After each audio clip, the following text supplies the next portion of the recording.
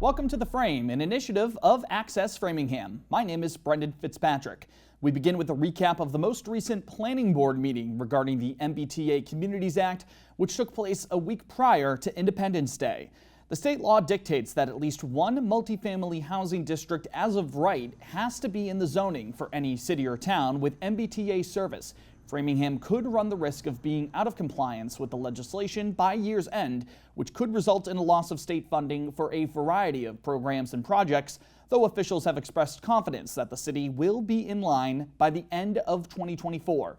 During the planning board meeting at the Memorial Building on June 27th, Director of Planning and Community Development Sarkis Sarkeesian advised that the city is working with a consultant group to ensure that Framingham can meet the unit requirement for zoning. Though it's worth noting that the MBTA Communities Act does not actually require that anything be built. Additional drafts for zoning around the Waverly Street corridor downtown were presented at the meeting, while the possibility of using the area in and around Shoppers World for zoning was also discussed. Planning Board member Thomas Bowie said that the latter could be a solution to ease concerns related to population density around Waverly Street. We have a large amount of corporate offices right near Shoppers World that are empty. They've been empty since I moved to Framingham. And like they've over got, on Speen Street? Yeah, they've got lots of parking lots. They're built, the traffic lights are there, the access to the turnpike is there. All of that is there, but yet we've got empty buildings. Chair of the Planning Board, Christina Johnson, added that the state would be able to look at any draft that's developed locally and provide feedback, as utilizing spaces for mixed uses such as retail could also be on the table as this process continues. Meanwhile, the second public participation period regarding the plan to relocate Seabra Foods in Framingham has begun. The city's Community Development Committee held a meeting this Tuesday, July 9th, to launch the fiscal year 2025 action plan and a 30-day comment period on the plan, which would see the grocery store move from its current Waverly Street site to 35 Concord Street on the corner of Howard Street.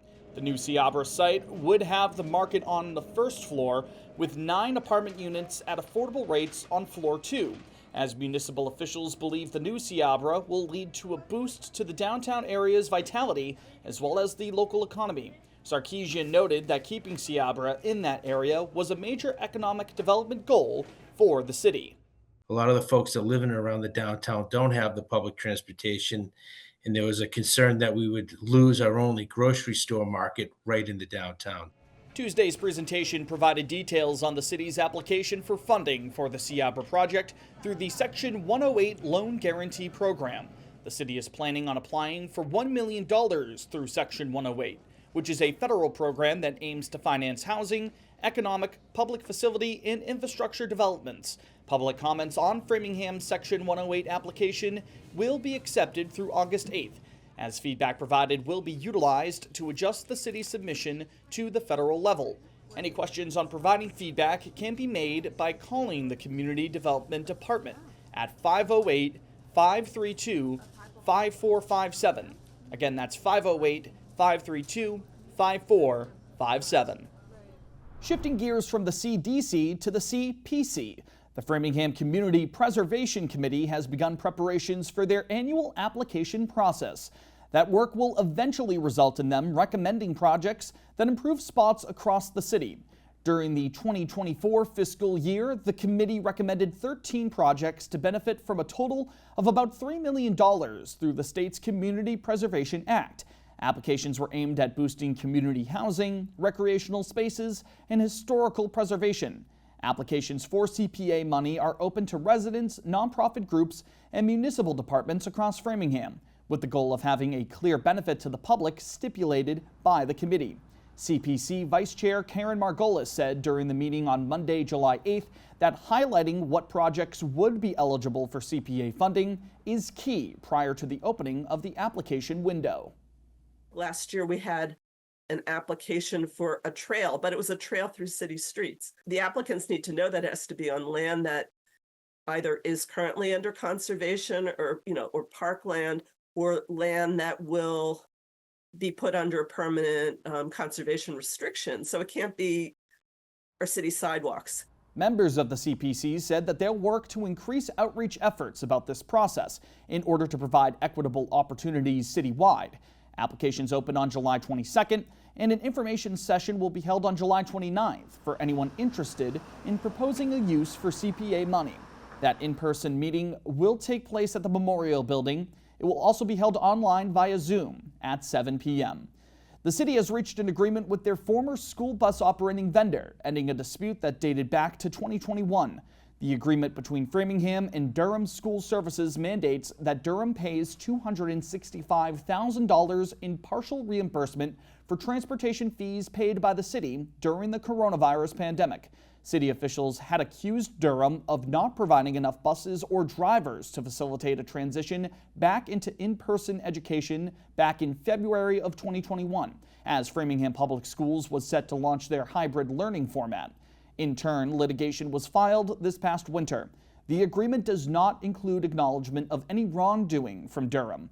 In a statement released, School Superintendent Dr. Robert Tremblay said, quote, "By virtue of this settlement, the city has recovered the majority of the payments made to Durham for which Durham did not provide services. By filing suit and obtaining this settlement, the city and schools have ensured that taxpayers receive the benefit for all contracted services." District 4 School Committee member Adam Freudberg thanked his colleagues for working towards a resolution in his own statement, while also taking the time to reiterate his support for an in-house school bus model within Framingham, a proposal that the local school district is hoping to implement following the upcoming school year. There's plenty happening across your community, and you can keep up to date and read more about the stories you'll see tonight by visiting our website, www.theframe.news. From need-to-know stories to exclusive feature pieces we've covered, you can stay in the loop with the latest source for local information. Subscribe to our email newsletter too, and tell your neighbors about the website that keeps Framingham news in focus. Also, we're always open to any story ideas that you might have.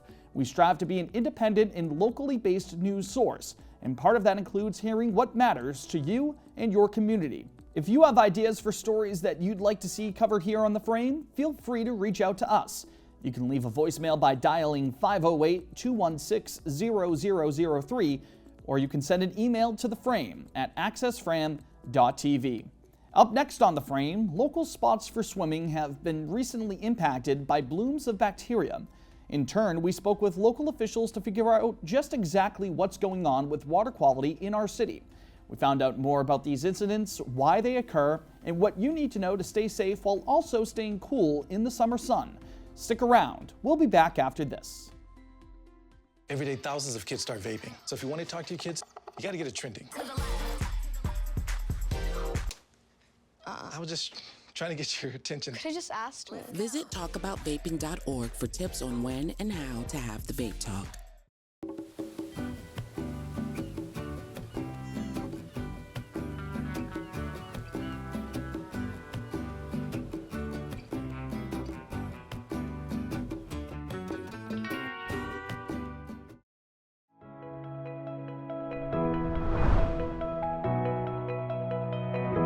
Welcome back, as it's time now for our weekly focus. We had some good news come in Tuesday evening. Washacum Beach is officially reopened for swimming as of the time of this recording, after being closed due to E. coli. It was just one of a number of closures at local swimming spots already this year. So what's going on with the local water quality, and what can be done to address these issues? If you visited Washacum recently, you probably noticed construction on a new stormwater infiltration basin, which is one strategy to help improve water quality at Washacum specifically. The Frame's Mackenzie Wright joins us now to share more. Mackenzie? That's right, Brendan. Framingham's Department of Public Works finished up work on that filtration basin recently, and as you can see, it's already filtering water. It's expected to filter over 1 million gallons of water within 1 year. Its proximity to Washacum Beach's swim area will hopefully help, but it's just one solution to a much larger problem that goes beyond Washacum and even Framingham's other bathing beaches, like Learned and Saxonville. It's an issue that expands across the state and the nation as a whole. We're not the only water source in Massachusetts having this. Last summer, many state beaches like this were closed for the same reasons. We'll probably see a spike, the same spikes over in Saxonville and also at Learned. There's a lot going on around trying to improve the water quality. That's because there's a lot going on in the water here at Washacum, even if we can't necessarily see it. While beach closures can happen for various reasons, the most recent culprit for Washacum Beach's closure was E. coli. And in case you're wondering where E. coli comes from, well, there's really no way to sugarcoat it. I'm sorry, fecal matter. So when people don't pick up after their dogs, and just nature that's out there, that's all dumping in, and that's where you get your E. coli spike. That's Liz Caprillion, Framingham resident and volunteer with Friends of Washacum, which advocates for Washacum Ponds Beach and the surrounding area. Just minutes after our interview, she was hard at work, cleaning up animal waste left behind by geese, which can be a contributing factor of E. coli contamination. That's according to Robin Williams with the City of Framingham's Public Health Department. They're constantly monitoring water quality at all of Framingham's bathing beaches. The state has a regulation for bathing beaches, and on a weekly basis we test the water for enterococci, which is better known as E. coli, and the state has certain parameters around acceptable water quality. So you can get sick if you ingest the water, things like vomiting, diarrhea, stomach cramps. But E. coli is just one piece to a much larger puzzle regarding Washacum's water quality.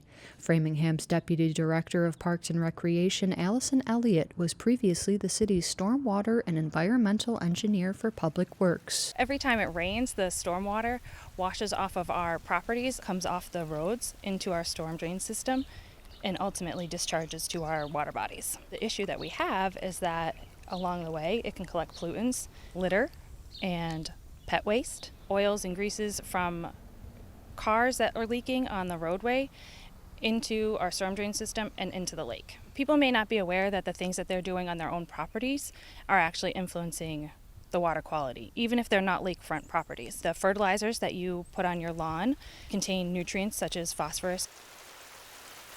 Phosphorus, which is essentially the end result of organic matter decaying, is another challenge for our local water bodies.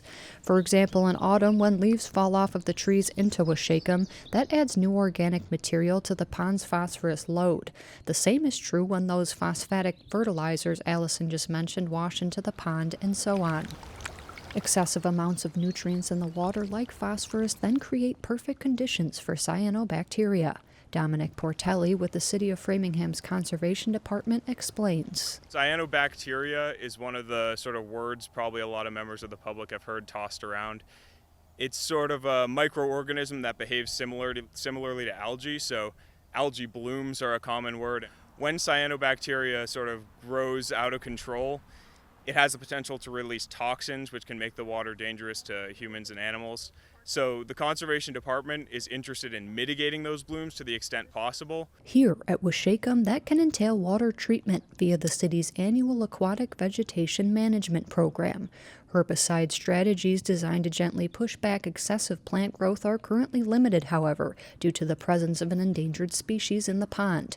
Therefore, implementing nature-based solutions to improve water quality is a top priority for the city. It's really important that we try to incorporate nature-based solutions. And so behind me is our new infiltration basin that has taken the stormwater outflow from directly next to the water and pulled it back so that it has all of this space to filter and get out some of those nutrients before getting into the water body right next to our swimming area.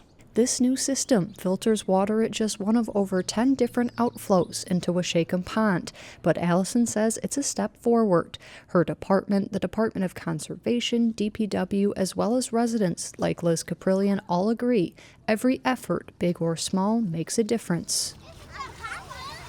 Still, more challenges lie ahead, exacerbated by increasingly unpredictable weather. Actually, when this was reopened by the mayor in 2022, it actually had excellent water quality for a while. But I think we're really in a time of climate change, and when you get lots of repeat rain, flooding the storm system, dumping more organic matter, which is phosphorus, that's all triggering with the heat. We see elevated heat.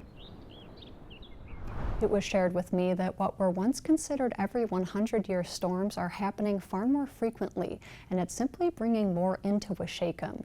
That said, Allison noted that unfortunately Washacum specifically was identified with the phosphorus impairment back in the 70s, so it's been an uphill battle that the city continues to fight.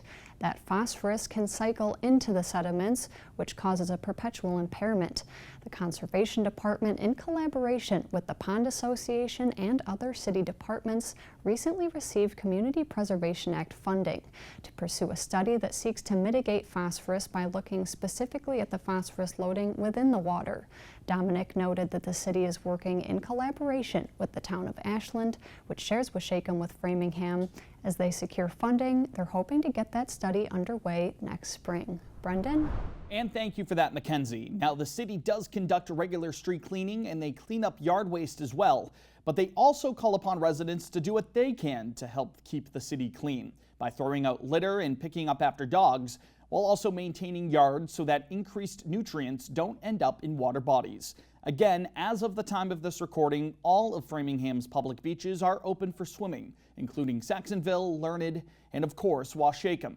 But as temperatures remain high, and especially if there's another beach closure down the line, Public Health Assistant for the city, Robin Williams, recommended that people visit local cooling shelters this summer. Another spot to keep cool during the summer just opened about a mile from Washacum Beach, as the newly renovated Arlington Street Park features a splash pad. Mayor Charlie Sisitsky invited residents to the park's grand opening on July 2nd, as local families explored new features and equipment. The park boasts the first public splash pad in the city for kids to escape the summer heat. The Frame's own Chase Whistler attended the celebration and spoke with many of the city officials that helped this project come to fruition. This is the opening of our first new park. We picked Arlington Street Park for this neighborhood because we know how many kids live in this neighborhood and how desperately they need recreational space. So our priorities went into building this park. Okay, I'm Leslie White Harvey, and I'm the district councilor for here, this park. So it's really a community-based effort, and I really hope all of us remember the park is really for our children, for their benefit, to use their imaginations, to share the space, and for us as adults to make sure we're guardians, take care of it for them, and think of all the things we can do to keep it safe, and really a place for them. We have a futsal court integrated into the basketball court. You can see the splash pad elements. All the splash pad is low flow, so it's actually designed to be very user-friendly and actually conserve water. So we're really happy about that feature. And so many people were involved with this project to make it successful. With funding, with ideas and support. So it's just a great day to actually see it come to fruition and see so many people enjoying the park. This is just the first of many parks we're going to do. It's our first splash pad anywhere in the city, and we're so excited about it. We're going to try and get a splash pad in every new park that we do, and we're working now on fixing up Mary Dennison. That'll be opening as a new park in a few years. Next year we're going to do Reardon Park. That'll be part of the capital improvement plan. And then we're going to do a splash pad over at Cushing with the existing playground.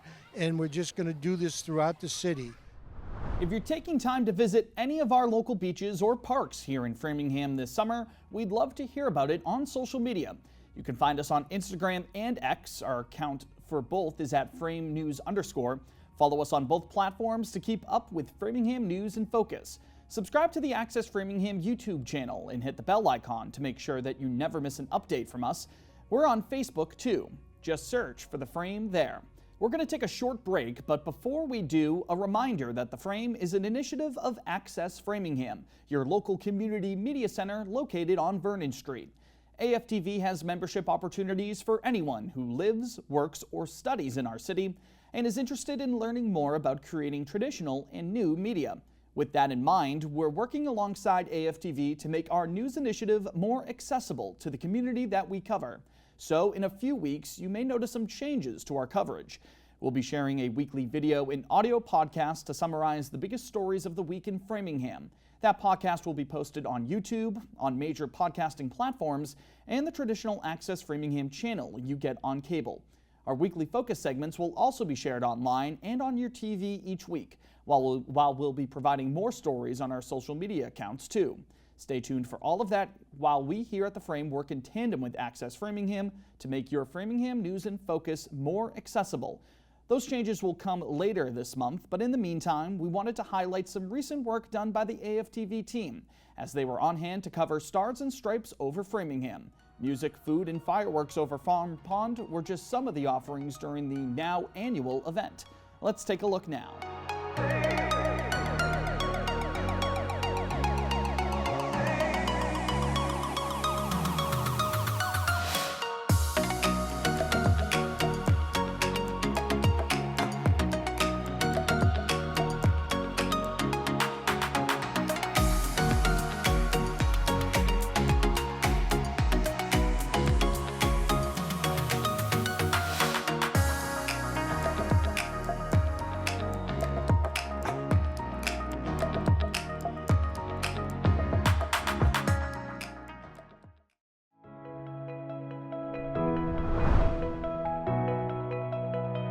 Welcome back in. Let's see what else is happening locally as we've got an update on the cleanup efforts at the former General Chemical property within Framingham.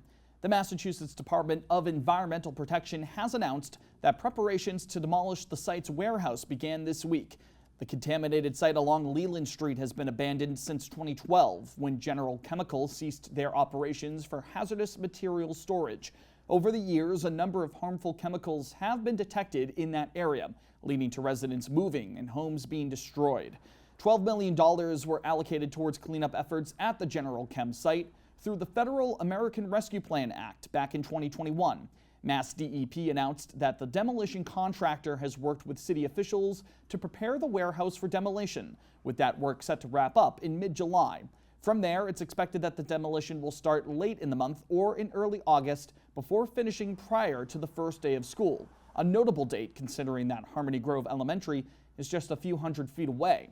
Once the warehouse is down, Mass DEP officials added that more studies looking into the area's soil and groundwater will be carried out in order to determine the contamination footprint. State officials expect that the contamination should be cleaned up by next summer. Applicants are being sought by Framingham officials for vacancies on a pair of local groups. The Framingham Veterans Council is in need of 2 vets to fill seats through the end of June in 2027. The 7-member group aims to bolster support and services for local vets of the armed forces, provide feedback to officials such as the mayor, and more. The final day to apply is Saturday, July 20th. Then 2 volunteers are needed for the 7-member Police Advisory Committee. That group's goal is to assist in connecting the Framingham Police Department with the community while also promoting awareness, safety, and opportunities for public input regarding policing and public safety.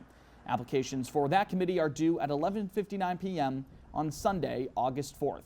And finally tonight, bringing it back to the Veterans Council, they'll be hosting their first annual summer concert this Saturday, July 13th.